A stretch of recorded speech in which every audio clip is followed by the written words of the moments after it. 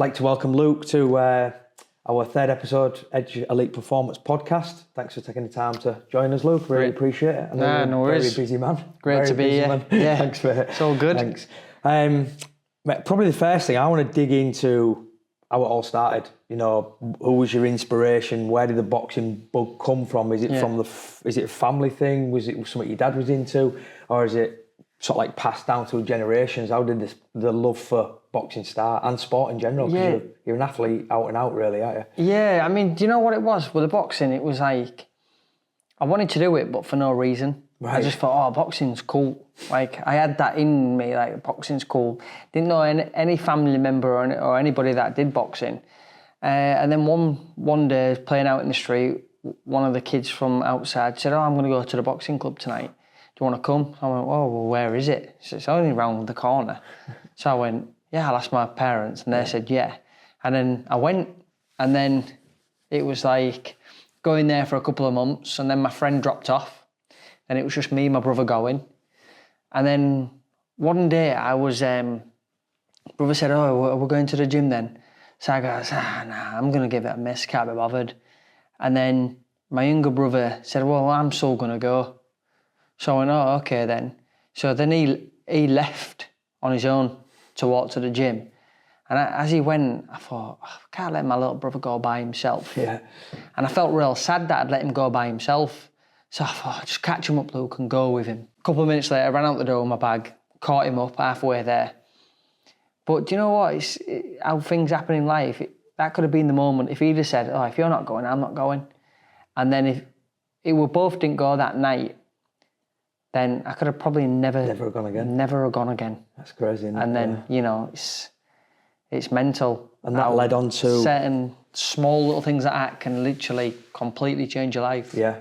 And the other way around, if it had been an older brother, you'd just gone off, you going, yeah, exactly. I can't be bothered. Exactly. But then, and was that a mix straight away? Did you go to mix St. Paul straight away? No, we was at Fish Trades at the time. Oh, Fish Trades, yeah. Fish Trades at the time. Which is now Vulcan, is that Vulcan, right? yeah. Yeah. So yeah, we was there because it was only literally on our doorstep from where we lived. And then we both had our first two fights, both got way overmatched in with kids that have been doing it years, got loads of fights under the records, but the trainer at the time who was training us was a dangerous man to be involved in boxing. Yeah, he didn't care about his boxers. Right. You know, I had two fights, my brother had two fights. Brother lost interest in it because he's lost two fights. It's too big a jump. Not got a win. Yeah. I went on and won my third fight, luckily enough, and then from there, the win got me from there. Right. So that's then something I've strived for every day since getting in the ring. The winning mentality. The winning mentality to, I want to be the best I can be, sort of thing. Just, I want to be better than I was yesterday. And it went from there. But Do you think that's damping down a little bit now in the modern generation, that winning mentality? Do you think it's almost... I think there's a lot of... They get a lot of... what's the word for it? Like, they can get you can get them wins from a lot of other things now in life. Getting more likes on a post. Yeah. That could be like a little satisfaction win to them. Yeah, but so I don't. It's a different era that's coming up. Put it that way. And then you going back there led to, God, how many fights did you have in the end? Amateur fights. Amateur fights. 177 was it? Something like that. Yeah, it was 154. It was wins late 177s or early 184s. I think 153 wins, 24 losses. I think I've got it down. That's and I lost my first 10 fights. I lost my first 7. Wow. So yeah. Wow. So to carry on, there's a fair... Yeah. That's a lot of fights in it. In a I short look back now time. thinking, God, why did you carry on? Yeah. Like, I was on the road. Start? I was 13. So even sometimes that can be looked upon as late. Late, yeah. You know? Yeah, it definitely can. And then, but by the time I went to St. Paul's, I was one season in, 9-1-3 at the time. I'd be walking in that gym, and then there was the likes of like Vinnie Collingwood, 3-time schoolboy champion, who beat James DeGill 3 times, Liam Holland, Luke Allen, old national schoolboy champions, even like Tommy Coyle. Like, he wasn't a schoolboy champion because he was a bit younger, but it was like 12 fights, 12 wins, stoppages. So even him at that time was way better than me. Yeah. It's a brave decision, and wasn't it, to go into that? Samir, there was the sparring there was unbelievable. Liam Holland, Samir, like this, as a young kid. Is that what would give you even more drive though? Because you've gone in there with some of the best kids in the country, I suppose. Yeah, I hung around with Vinny as a young kid and used to see how he used to do things and stuff, and used to watch him, and then I was always behind really. Yeah. And then before you know it, it's like you're winning national titles, and then other kids are dropping off. Yeah. Just because of life, or they've got a girlfriend and they didn't come to the gym no more, or they're hanging around in a different group of people. And that's where it becomes hard as you get a little bit older and that teenage years. It's knowing which avenue to go down, isn't it? That hang about on the streets and drink and all that type of stuff, hang about with your mates and girls and stuff, or try and chase the dream. Honestly, you could be the best 13-year-old kid in the world at whatever sport you're in. Yeah. Means absolutely nothing, because in my opinion, it's from the age of 13 to 19 where you can make it or not. Yeah, great like challenge. If you can dedicate your life and give your life to them, to your craft in them years, there's never no certainty to nothing, but you're giving yourself a hell of a chance to make it in whatever sport you're doing. Yeah. If you're dedicated to it and you're disciplined and you work hard for it, in that bracket there, in my opinion, is where you do it or not. I remember asking a similar question to him, and he said the same, that you're almost sacrificing your childhood to chase that dream in them early years. Yeah. But once you've got through them early years, that's when you've gone through the toughest period, probably. Yeah. And that's what makes you more resilient than leading into later life and I think challenges so. ahead of you. My childhood was in the gym every night, and I remember when I was 18, booked the first lads' holiday, paid a deposit, and at the time, I didn't have any money. Yeah. So I struggled to pay the deposit, but it's all good because you're going with your mates. It's exciting, and then I get a letter through the post saying that you're on an England camp. You've been selected for an England camp at this date. There's going to be a tournament, blah blah blah, at Crystal Palace, and it was a day at the holiday. So I've already paid my deposit, and then it'd be like, if I didn't go on holiday, I'd have to lose my deposit down. Yeah. So I ended up not going on the holiday. So I'd already give the deposit away. Yeah. Someone else took my place. So I lost my deposit, but someone else took my place. And then 3 weeks later, this is like 2 weeks before the camp, 2 weeks before I go on holiday, I get a letter saying the England trip's cancelled. Oh, no. No. So I could have gone on my first lads' holiday with my friends. But that was like my childhood. Yeah. My 16th birthday, I was on a training camp in Durham. My 18th birthday, I was probably in Sheffield at the EIS on a tournament training camp. And people don't see that, do they, in the background? They see all the fame and glory, I suppose, but they don't see what it's taken to get there. And as you know, I've worked with athletes for 30 years, and it's amazing how many have got all the talent in the world, but haven't got that same level of dedication to take them to that next level. Do you know what? It's one of them pet hates that kids that haven't made it, and people that they give excuses. What they say is that he had all the talent in the world, but he didn't have dedication. Like, that really bugs me, because dedication is a talent, in my opinion. Yeah. And if you can't be that talented if you haven't got dedication. Yeah. You might have natural abilities, like with your athleticism and your muscle fibres and the fast twitch and stuff like that. But like you say, it's absolutely nothing without discipline or dedication.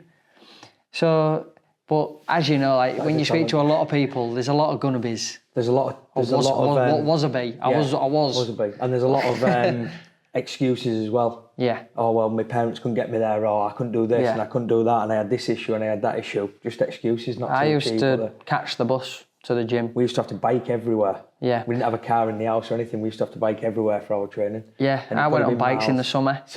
But do you know what? It was one of them things, like, once I got to that age, 18, 19, I'm like, I've got no money, I'm boxing. I was happy to go with nothing. Yeah.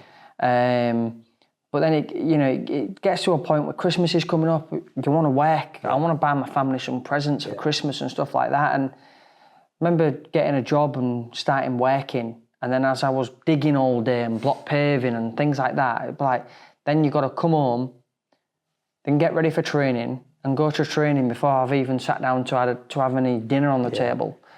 And then I was doing that for a bit and I'm like, oh, do you know what? Training's becoming a chore to me now. Right. So then I had a decision to make.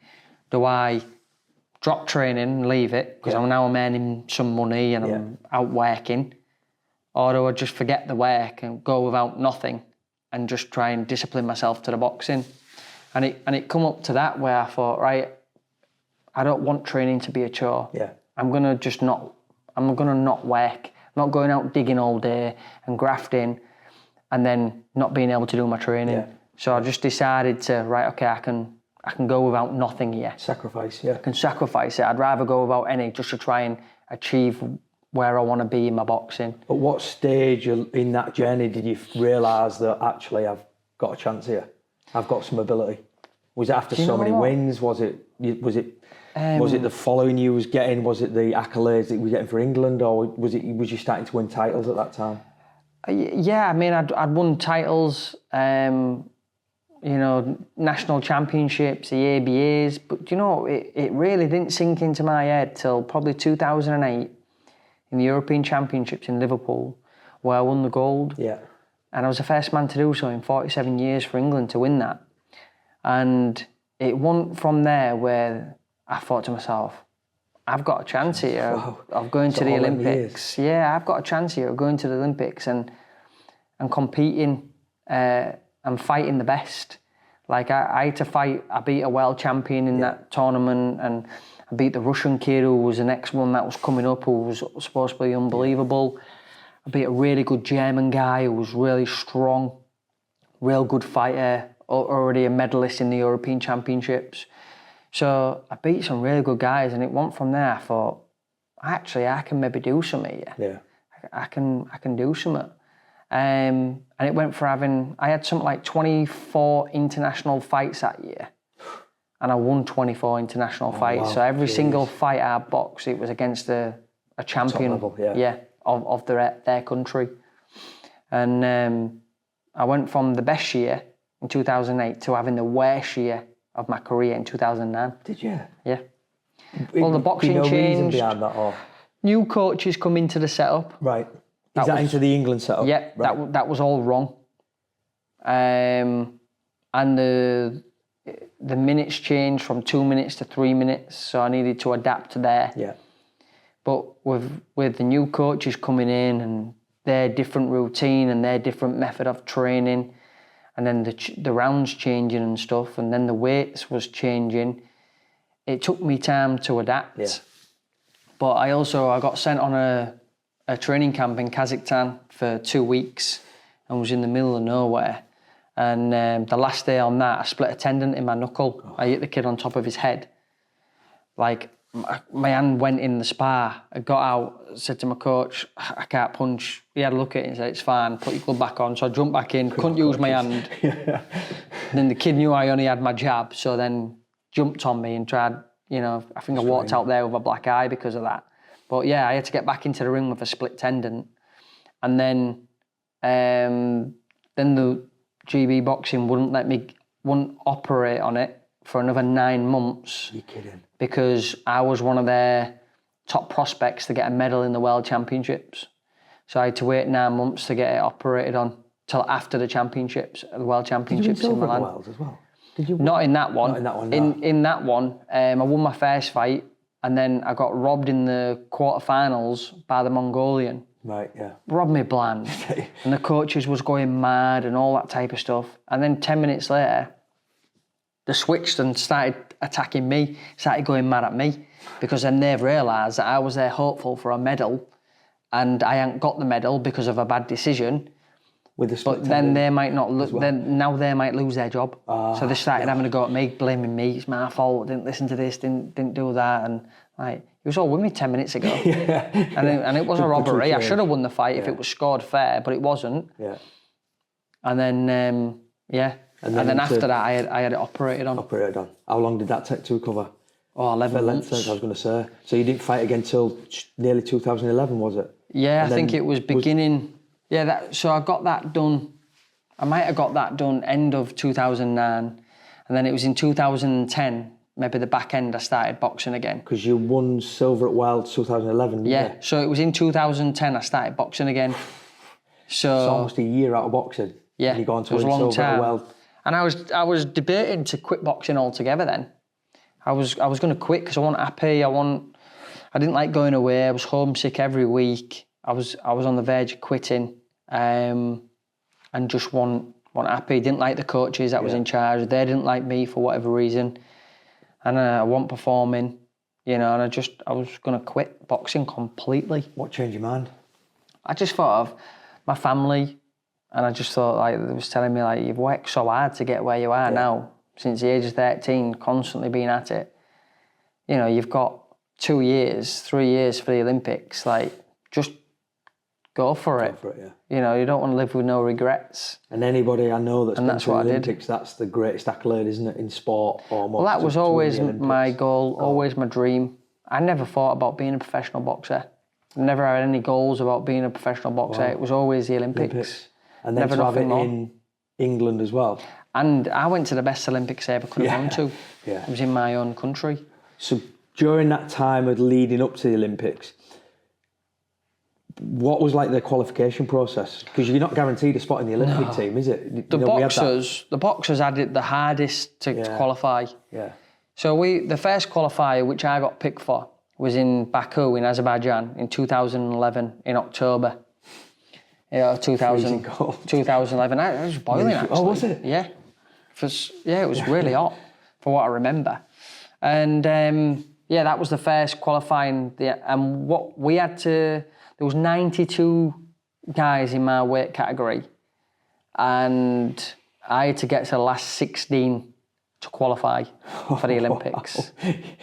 On a ranking scale, based on winning fights and things, you had to get to 16. You had to get to the quarterfinals, the last 16. And on my way to winning a silver medal, I think in my category, I had, out the 6 fights I had, I think 5 of them was in the top 10 ranked in the world. You're kidding me. No. What changed during that period? 'Cause going from not liking the coaches, did the coaches change? Did you get a new coaching staff? Was it different coaches come in and set a new program up. My mentality changed because I'd already hit rock bottom for where I was in the sport, and I was, I'd already hit rock bottom, and then from there it was like I ain't got to be afraid. Yeah. I'm already at the rock bottom. Yeah. What can be worse than this? I've got my family, I've got my health. Yeah. I've got my friends. Is that the worst thing that could happen? Yeah. Yeah. So my mindset changed, and instead of putting pressure on myself, I'm the European champion, I need to go in there, I need to win. And I couldn't care less if I won. Enjoy it, yeah. Honestly, my mindset was like, I didn't care if I won or lost. As long as I'd give it 100% effort, I'm not bothered. And that for me is the biggest thing. When I started concentrating on effort and nothing else but, my performance went through the roof. Wow. And it was as simple as that. Yeah. Simple as that slight change in I don't mindset. care. Yeah, if I go into this fight, I don't care if I win or lose, as long as I give it my best. And I'll be happy with myself if I give it my best. Even if I lose, if I give it my best, I'll be happy. I think that's what every athlete says, don't they? If they give it everything they've got, and in the preparation to that, they've prepared the best they physically can, they're happy. I used to get nervous for a hard fight against a hard, but then when I was in there having the hard fight, I used to love it. Yeah. I was like, I had a split personality. Before it, I'd get nervous for a hard fight. But then when I'm in that fight, I used to love the hard fight. That's good. Yeah. And that comes from all them years of training as well. Yeah. To get you in that position and going through the highs and the lows. It's amazing how many people have only ever won And then when it comes to a loss, they can't deal with it because they're not used to it. Yeah, I had many losses. And I think you learn from your losses better than you do your victories as well, don't you? From a mentality point of view. Yeah, no one really learns from a win. Nah. You don't learn from winning. You only look at yourself and from a loss and learn from a loss. And tough times as well. Yeah, tough times. And then obviously that took you then to the Olympics. Must have been some occasion, but hard because you've got, 4 fights in a very short period of time? Yeah, I had 4. I had 4 fights. Everyone, because I'd got the silver in the Worlds, I was seeded. Right. So for some reason, I was seed number 3. I don't know how when I was number 2 in the world, but I'm seeded at number 3. Right. And the guy that was seeded in number 2, I'd never even heard of him before. never fought him before. Yeah. He was from Azerbaijan who got seeded at number 2. I'm like, I beat the Azerbaijan in my first fight in Azerbaijan. Yeah. So who's this guy? He's just come out of nowhere. Weird. Come out of absolute nowhere. Yeah. And he's seeded at number 2, which is crazy. But so I was seeded. So then, because they separate the top 6 or whatever. Right. So like 1 and 2 can't fight each other in the first fight. Yeah. So that's how it is. So they separate them. And but all the other lads, they had an extra fight. Right, I see, yeah. So I fight the Italian guy who was a really good fighter in my first fight, and he'd already had 1 fight and won. Right. But it's getting the first fight out the way with is the hardest one. Yeah. Just breaks the ice and you get into your flow. And the Italian, he beat the Cuban who beat me in the Worlds 2 months before the Olympics. And the Cuban was same style to me, like tall, southpaw. Yeah. So I thought, he's going to be an hard fight. Yeah. And I ended up beating him by 2 points. But I remember all thought your it could have fights been in that more. were tough, weren't they? Real tough fight. They were all good opponents. The judges made it tough more than anything else. Right. So like that guy, I beat him by 2 points. And I got out of the ring and I was real down on myself. And I'm like, how have I only beat him by 2 points? I should have been 5 or 6 up. Yeah. Then I found out that the head judge was the Italian judge. Was an Italian. He was the head official. So that explains that. Yeah. That explains the score being a lot closer than it was. And then I believe it was the Bulgarian. So the Bulgarian, he must hate me because I beat him in the European final, and he's previously world champion. I beat him in the European final on a countback. Right. Then I boxed him in the quarterfinal of the World Championships in Azerbaijan and beat him by 4 or 5 points there. So I stopped him from getting a medal in the Worlds. I stopped him from winning gold in the Euros. And then I've got him for a medal in the Olympics. And I went out first round and I had a good first round, come back confident, thinking, I'm up there, definitely. 2 points down. Do you know this at the time? Yeah, they told me, you're 2 down. I went, 2 down? How am I 2 down? I was easy catching the kid way more. Yeah. Then I got in the second round. I have a great round. I thought, I've come down from 2 down. I've got to be at least 3 or 4 up now. Yeah. I've caught him loads of times.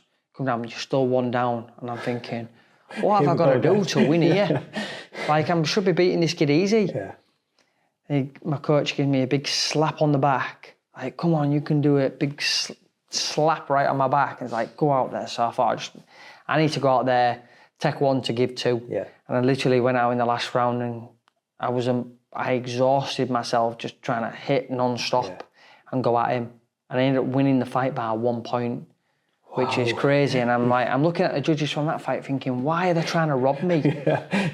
I'm a Brit in England in the Olympics and you're trying to give it to the Bulgarian guy. A little bit of adversity. How? Yeah. If we was in Bulgaria and I was fighting this guy, I can understand it. I'd have actually pulled a shotgun out. You know what I mean? Yeah. That you should have that against in our country. Yeah. But it's not. It's mental. No. So but that was my hardest fight of the games. But mainly because of the scoring, the judges. Yeah. So what about the final? Like going into that confidence high, obviously. Well, in that fight, it was did you know you'd 1-1. won it, or was it? Because he beat me in 2009 when I wasn't performing well. Yeah. He battered me actually. He beat me 11-2. Wow. Yeah, but I was nowhere near at the races. I wasn't performing. And now we're in the World Championships 2 years later, and it's in the semi-finals. I fight the Irish kid, and but everywhere where we go, they always score the Irish. The Irish gets favoured everywhere. Everyone loves them. Christ, I love the Irish. You know what I mean? We all love the Irish. But everyone loves them on the boxing tournaments, and they always got. If it was close, it'd always go their way. Yeah. You know, it was like that. So you knew you'd have to go. So everything. I ended up beating him on a count back, so it was level. And then they look at the next set of results, like who throw more shots, or what judges scored. Like they might have had 3 judges score for me, but not all 5 of them. I see. So it was like, that's how I won that fight on the count back. That must have been nervous. Yeah, it was. That was probably my most nervous fight, I think, in the championships. Wow. Because of how he beat me last time, and then I've come back and beat him this time in a proper. It's a fair swing, isn't it? Getting beating you 13-2, was it? Yeah, and then me. Yeah, on a count I should have beat him a little bit more, but it was a count back. And then the judges actually giving it to me on a count back as well. I'm not him. Yeah. So. And then you go to the final. And then it's in the final of the Olympics we meet each other. And then. What was the atmosphere like first? It must have been. Oh, that was unreal. Was it? Yeah. Yeah, that was unreal. Did that affect 10,000 you in any way? people. No. I watched it crumble over people. Right. Yeah. In the Olympics. Yeah. I watched it break them. Yeah. But then in my first fight, I sort of sussed it out. I thought, every time I throw a punch, the crowd goes mental. Yes. I thought, just throw punches. And then they'll be happy. Get them on your side quickly. Yeah. That's all I did. Yeah. I thought, if every time I throw a punch, they just went crazy, that's great. So just keep doing it. Easy to block that out, because you're in that moment and you just can, or is it just, it's on your mind a little bit? It's one of them, well? like, you could put a ring anywhere. Yeah. There could be 100 million watching or 5 people watching. You're in the ring, you're focusing on what you've got to do. Yeah. So it doesn't really matter at the end of the day. Did you don't know start counting in the crowd. No. Did you know when he was in the final, during the final minutes of that you'd won it? Or was it still like... I sort of did. Sure. I sort of did, but it was always like... I well did enough. I mean, I dropped him in the last round. Yeah. But it's like I still had to ask the question, have I got it? Yeah. Because you'd never know with the judges. No. But like just before we were going out, was like I'm stood here ready to walk out, and he stood there next to me, and he's all laughing and joking with his coach, and I'm stood there like all nervous, like that, serious face, and he's all laughing, joking, having a good laugh, and I'm looking at him and his coach, and they're all looking at me and laughing and joking and stuff like that. And I'm like, does he know something I don't? Yeah. But then, like, as soon as the bell went, I was out in the first round and I was being patient, I caught him with a left hook and I seen his legs dip. So I thought, I've got him, I've hit him there, I've got him. And then from there, I had the fight. Class. Yeah. So what was your 3 or 4 points I beat him by. What was your emotions when, they lifted your arm and you've won it? Was it just exhaustion or was it just like... I wasn't even tired in the last round. I always got better every fight I had. Because you'd had weeks of building up to that, years of prep basically building up to it, and then camps and dreaming of 4 fights in a short period of time. Dreaming of one. I had 4 fights over 2 weeks. I've fought in tournaments where I've had 4 fights over 4 days. Yeah. The World Championships, I had 6 fights in 2 weeks, but I had 1 in the first week and then I had 5 in the second week. Makes sense. So I always got better every fight. Wow. Always. And got more conditioned and more fitter and more relaxed. Do you think it was winning the gold that then set everything else on the path that you've been on? Yeah. Do you think if you'd have just got silver in that, it'd have been a completely different story altogether? If I didn't medal, I wouldn't have. I would have quit. Would you? Yeah. Wow. And even getting gold, still after getting gold, I didn't have any intentions of turning pro. No. What changed your mind? What was it that went, right, I need to go pro yet? Oh. Regret.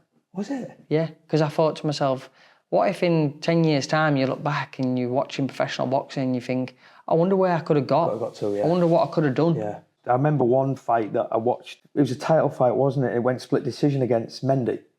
Yeah. Fight. It was a night I should never have been in the ring.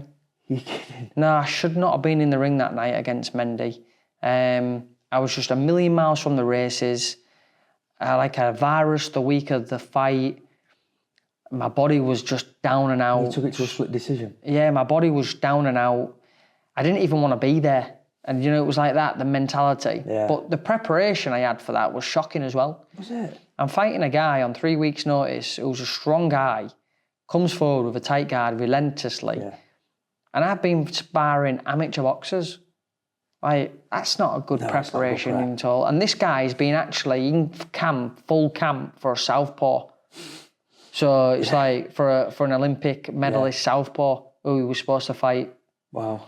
And didn't happen. So everything was just wrong. And did you have no choice to? If I'd have had a good team around me, they would have pulled me. Yeah. And I'd never have fought that night. But because I had a team around me that weren't there and that weren't there for me, I was all by myself. Is that when you changed after that? Yeah. Changed teams quite quickly after that? Yeah, for me, my first 3 years of being a professional, it's wasted. Absolutely wasted. Was that... Went backwards. Whose decision was that to go with the team that you went with? Was it you? Well, me, I just sort of fall into it after the Olympics. Didn't know no better. Right. Didn't go looking around. Yeah. Didn't go shopping around and trying new coaches out, which I should have done. Yeah. You know? Yeah. So it's my own fault. Yeah. Don't just let someone get in your ear and tell you this and tell you that and you believe it and go with them. Yeah. Like, do you do due diligence? Like, go around, train with different coaches. Let's see who can benefit you the most. It's such a close-knit sport in terms of the coach-athlete relationship. You've got to find someone you could trust first and foremost, don't you, that's got the knowledge and your back no matter what. Because if you'd have found someone that you could trust and had your back, they'd have pulled you out of that fight. Yeah. No doubt about it. Or even necessarily, not even sometimes, they've got your back, because I'm sure they would have had my back, but they just weren't present. Yeah. They weren't there. They were somewhere else. Like. You know, they weren't training me properly the way they should have been and all that stuff. Who did you go to after Mendy fight? Was that McGuigan you went to after that? No, I went to... See, another mistake I made. Like, George is a great guy, George Rubio. Yes, telling me about George, And I'd done pads with him before in the past. Like, I trained a week or 2 weeks over in Miami. But I just went with what I knew. Yeah. And that's all I knew. Yeah. Where, I made the same mistake twice. I should have shopped about. I should have tried different coaches out, and I didn't. And speak to people. I just went with the only thing I knew again. Yeah. And went there for a couple of years over in America, which I shouldn't have done. Was the America thing a good thing? You know, was it... was training in America good for you, or did you have a better team around you, like in terms of athletic trainers, physios and all that type of stuff? I had to sort everything out. You know, there was a language barrier. I had to sort everything out. I was away in a different country from my family. You know, I had to sort strength conditioning trainers out and coach and organise my coach.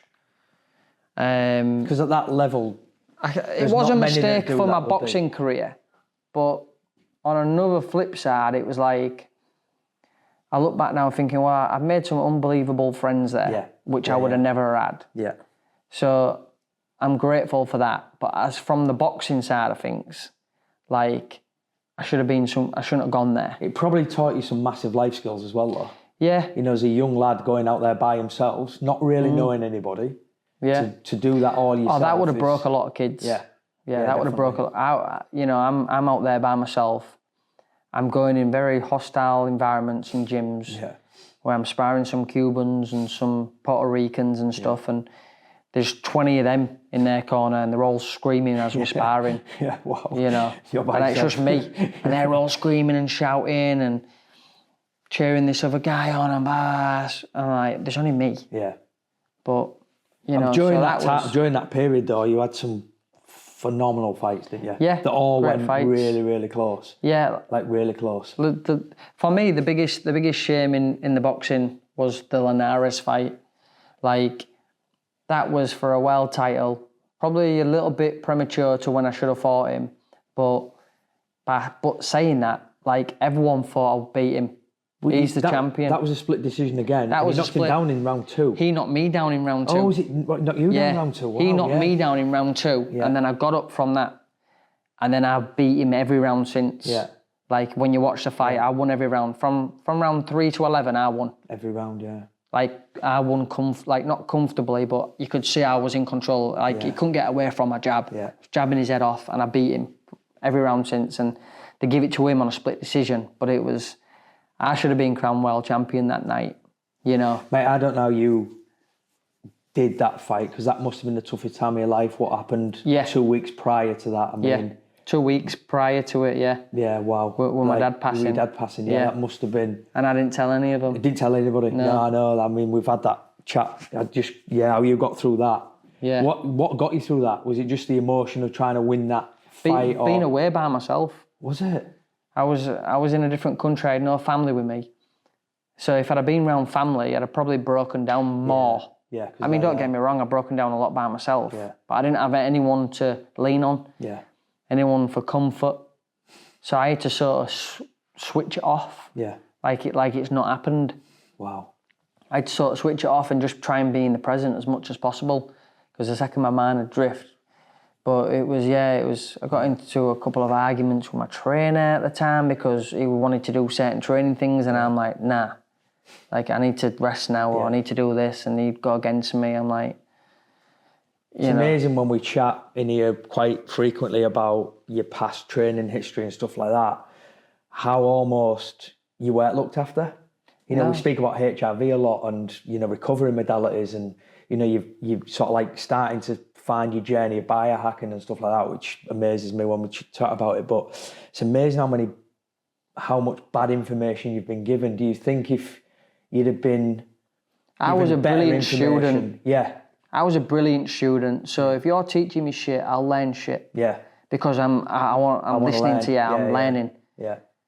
But on the flip side as well, if I'm with a great coach, I'll learn that way and go that way. Do you feel like you was let down by certain camps because of them not understanding science, all on my own decision though. Yeah. Everything was my own decision. So I picked that. So I can't feel let down by him because I chose him. Yeah.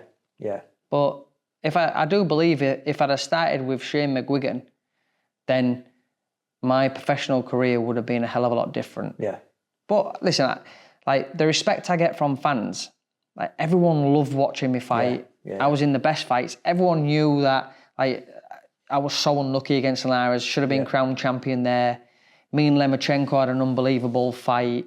Yeah, fight. Yeah, and it was a great, you know, it was, he ate me, I ate him. It was very competitive against a pound for pound number one. Even when I fought Linares, I think he was ranked pound for pound number 4 at the time.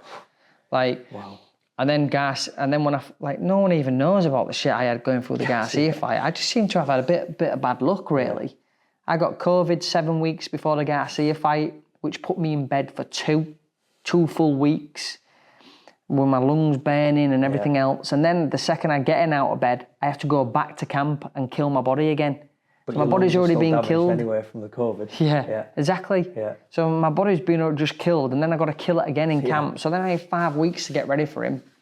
Eddie Earning put me in the ring for 18 months before that.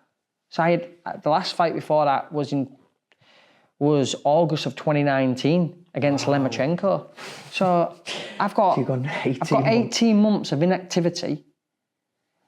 Then I've got COVID. Then I've got 5 weeks of prep for a fight in Texas where I have to go there by myself on Christmas Day and stuff like that.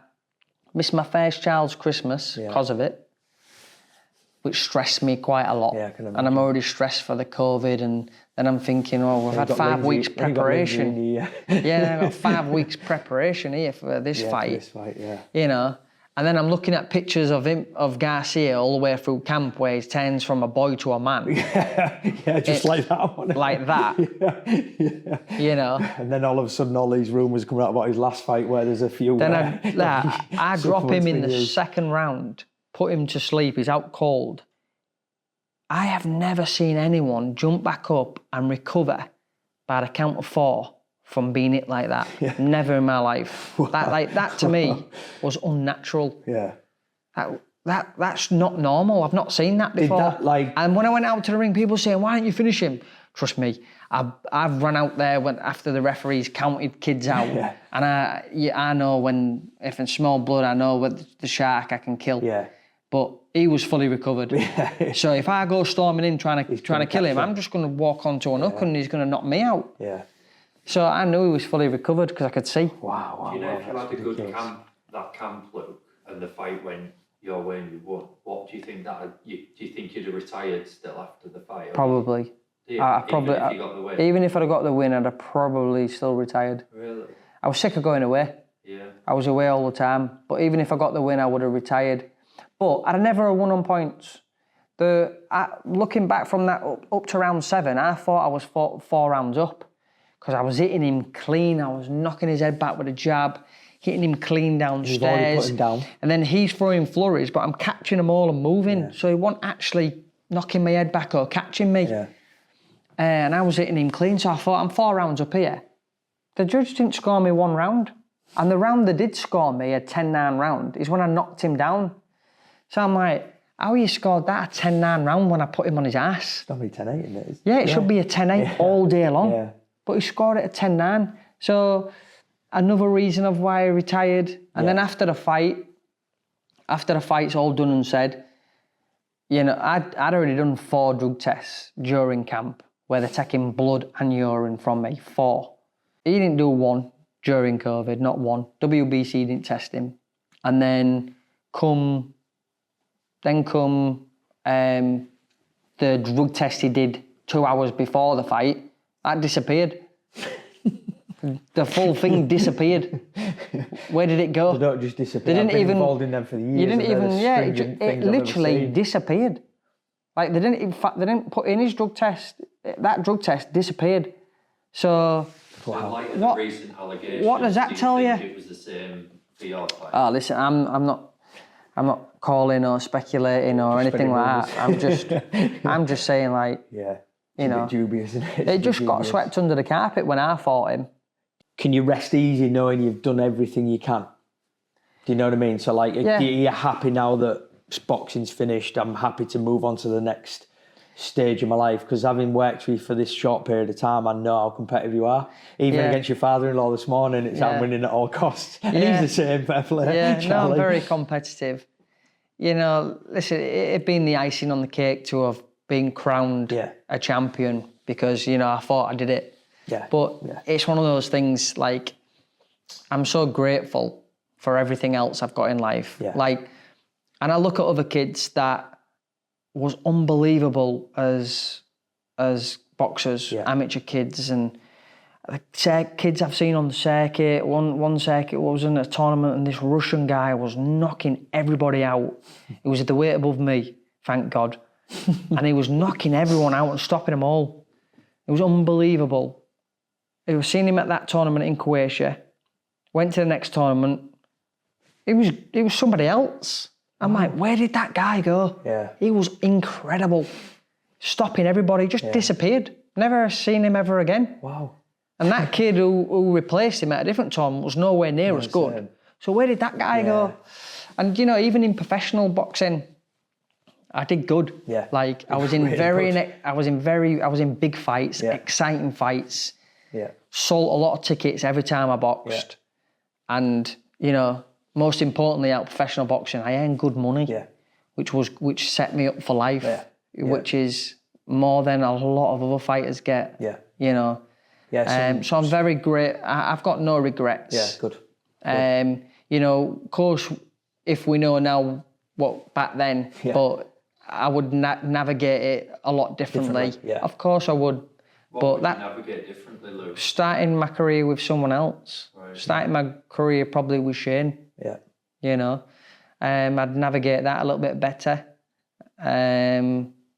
But there's not much I would change if I'm honest. Yeah, that's good. It's good to know because obviously you said when you got into professional boxing, regret was the main driving force. You didn't want to get 10 years down the line. Yeah, and exactly. regret not doing it. Now you've finished your career and you can look back and you have no regrets. I guess you accomplished what you set out from turning professional. But do you know, I don't have any regrets, but I am one of them. But I was a perfectionist at boxing, you know, at my craft, and perfectionist in winning titles and stuff like that. And, you know, it's like setting a goal and not reaching that goal. You know, it still pulls you a little bit because I set that goal to win them titles. But even if I'd have won them titles, they'd just be sat at home now on the shelf with the rest of them getting dusty. Yeah. So it's not. You're still remembered as the boxer you are, whether you've won it or not. Yeah. Like now I've realised the path I'm on in life now, like being successful is, for me, was all about, well, at first it was about titles and being champion and all that type of stuff. But as I've come away from boxing and into life and reality and working in different places and building businesses and things like that, it's like being successful is just about being happy. 100%. It's literally striving to be happy every day. You know, get up in the morning, being able to give my kids a good squeeze and give them a kiss on the cheek. Driving, doing a school run makes me happy. You know, but just at night time going up to the bedrooms and just having a conversation, laid on the bed and having a conversation with them, like makes me happy. That's good. That's good to hear. And also something that, due to the modern way of living, especially in this country, not a lot of fathers get to do.